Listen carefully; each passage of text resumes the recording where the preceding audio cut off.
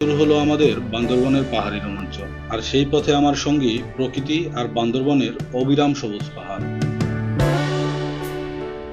চারপাশে পাহাড়ের ছোঁয়া আর বাতাসে এক অন্যরকম গন্ধ, প্রকৃতির গন্ধ।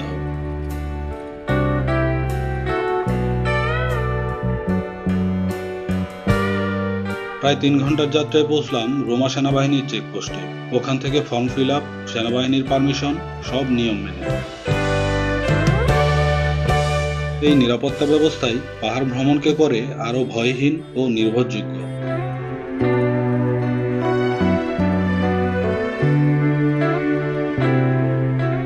সব শেষ করে এবার রুমা বাস স্ট্যান্ড, আর সেখান থেকে চাঁদের গাড়িতে যাত্রা শুরু করলাম রুমা বাজারের দিকে। যারা একা আসবেন তারা রুমা বাস স্ট্যান্ড থেকে 30 টাকায় অটোরিকশা নিয়ে চলে যাবেন রুমা বাজারে গাইডের অফিসে। এখান থেকে লোকাল গাইড নিতে হবে, এটা বাধ্যতামূলক। একদিনের গাইড খরচ পড়বে বগালেকের জন্য 700 টাকা আর কেওক্রাডং এর জন্য 800 টাকা।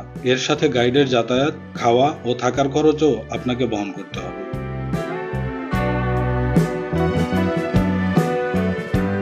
এখান থেকে আপনি চাঁদের গাড়ি বা বাইক নিয়ে চলে যেতে পারবেন বগালেক বা কেওক্রাডং। বাইক ভাড়া নেবে একদিনের জন্য 1000 টাকা। আমাদের চাঁদের গাড়ি গাইড আগে থেকেই ঠিক করা ছিল, যেহেতু গ্রুপের সাথে এসেছি এসব নিয়ে আমাদের চিন্তা করতে হচ্ছে না, সবকিছু প্যাকেজের সাথেই অন্তর্ভুক্ত।